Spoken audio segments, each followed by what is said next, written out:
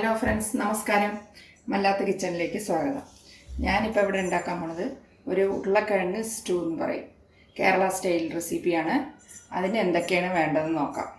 ഇത് സദ്യയ്ക്കും ഉണ്ടാക്കും, പിന്നെ ചപ്പാത്തിയുടെ കൂടെ ഉണ്ടാക്കും, ഇഡ്ഡലിയുടെ കൂടെ ഉണ്ടാക്കും. അങ്ങനെ ഒരു നല്ലൊരു ഡിഷാണ്. അതിന് വേണ്ട ചേരുവകൾ എന്താണെന്ന് വെച്ചാൽ ഉരുളക്കിഴങ്ങ് ഒരു 7 എടുത്തിട്ടുണ്ട് ഇതേ വലിപ്പത്തിൽ. പിന്നെ ഒരു കഷ്ണം ഇഞ്ചി, ഒരു 4-5 പച്ചമുളക്, 1 കപ്പ് തേങ്ങ എത്രത്തോളം കൂടുതൽ എടുക്കണോ അത്രത്തോളം നല്ല. ഞാനിത് 1 കപ്പ് എടുത്തിട്ടുള്ളൂ. അതുകൊണ്ട് കറിവേപ്പില, പിന്നെ ആവശ്യത്തിന് വെളിച്ചെണ്ണ. ഇത്ര വേണ്ട ചേരുവകളെ വേണ്ടുള്ളൂ. ഇനി ഇതെങ്ങനെ ഉണ്ടാക്കണമെന്ന് നമുക്ക് നോക്കാം. ആദ്യം തന്നെ കിഴങ്ങ് നമുക്ക് നല്ലപോലെ ക്ലീൻ ചെയ്ത് ചെറിയ കഷ്ണങ്ങളായിട്ട് കുക്കറിലിട്ടിട്ട് അതും കിഴങ്ങും ഇഞ്ചിയും പച്ചമുളകും നല്ലപോലെ വേവിച്ചെടുക്കാം. ഞാൻ എൻ്റെ സ്റ്റൈലായിട്ട് ഉണ്ടാക്കുകയാണ്. വേവിച്ച് നല്ലപോലെ കുറച്ച് വെള്ളം ഒഴിച്ച് നല്ലപോലെ ഇഞ്ചിയും പച്ചമുളകും കറിവേപ്പിലും ഈ കിഴങ്ങും കൂടി വേവിച്ചെടുക്കാം. ഇപ്പം ഞാൻ പറഞ്ഞല്ലോ, ഉരുളക്കിഴങ്ങ് നല്ലപോലെ ചെറുതായിട്ട് അരിഞ്ഞിട്ട് പച്ചമുളകും ഇഞ്ചി ഇട്ടിട്ട് നല്ലപോലെ കുഴയെ വേവിച്ചു. നല്ലപോലെ വേവിക്കാൻ വെച്ചത് നല്ലപോലെ വെന്തു. ഉപ്പിട്ടിട്ട് നന്നായി വേവിച്ചു. ഇനി നമുക്ക് തേങ്ങ നല്ലപോലെ വെന്ത് കുഴഞ്ഞിട്ടുണ്ട്. ഇനി നമുക്ക് തേങ്ങ അരയ്ക്കാം. ജാറിലിട്ട് തേങ്ങ അരയ്ക്കാം.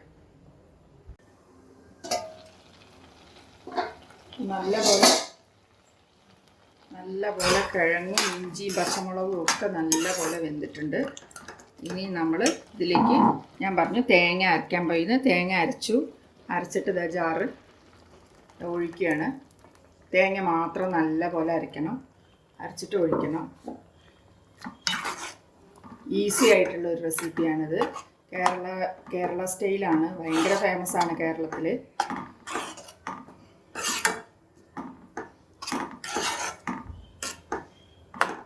കുറച്ച് വെള്ളത്തിൽ ഈ ഇലയുടെ സൈഡിലും ഒഴിക്കും, പിന്നെ ചപ്പാത്തിക്കും കട്ടിയായിട്ടെടുത്താൽ നമുക്ക് സദ്യയ്ക്ക് ഓണത്തിനൊക്കെ സൈഡിൽ വിളമ്പാനും ഉള്ള തൊടുകറിയുമാണ്. ചപ്പാത്തിയുടെ കൂടെ കഴിക്കാനുള്ള, ഇഡ്ഡലിയുടെ കൂടെ കഴിക്കാനുള്ള ഒരു നല്ലൊരു ഡിഷുമാണ്. അത്രയേ ഉള്ളൂ. ഇനി നമുക്ക് ഇതൊന്ന് ചൂടായതിൻ്റെ ശേഷം, ഒന്നും ഇതിൽ താളിപ്പില്ല, പച്ച വെളിച്ചെണ്ണ ഒഴിക്കണം, കരിവേപ്പില ഇടണം.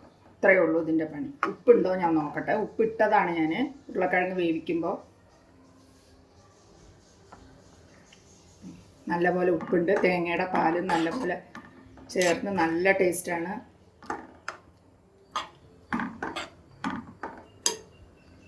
അങ്ങനെ ഉരുളക്കിഴങ്ങ് സ്റ്റൂ റെഡി ആയിട്ടുണ്ട്. ഞാൻ സർവിങ് ഡിഷിലോട്ട് മാറ്റാം. ഇതിന് ലാസ്റ്റ് ഇതിന് വെളിച്ചെണ്ണയും കറിവേപ്പിലയും ഇടാം.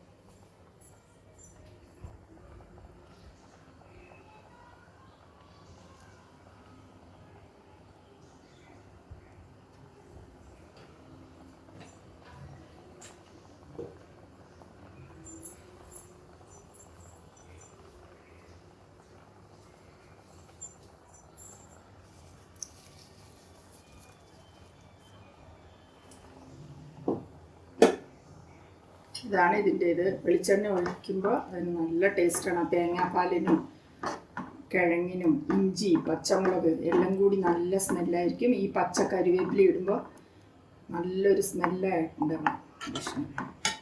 ശരി, ഇനി നമ്മൾ സർവിങ് ഡിഷിലോട്ട് മാറ്റാം. ഇത്രയേ ഉള്ളൂ. ഉരുളക്കിഴങ്ങ് സ്റ്റൂ റെഡി ആയിട്ടുണ്ട്.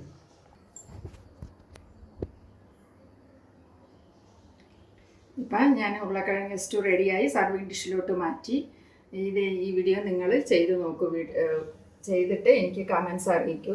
സബ്സ്ക്രൈബ് ചെയ്യാത്തവർ സബ്സ്ക്രൈബ് ചെയ്യൂ. ഇനി അടുത്തൊരു റെസിപ്പിയുമായി നിങ്ങളെ കാണാം. താങ്ക്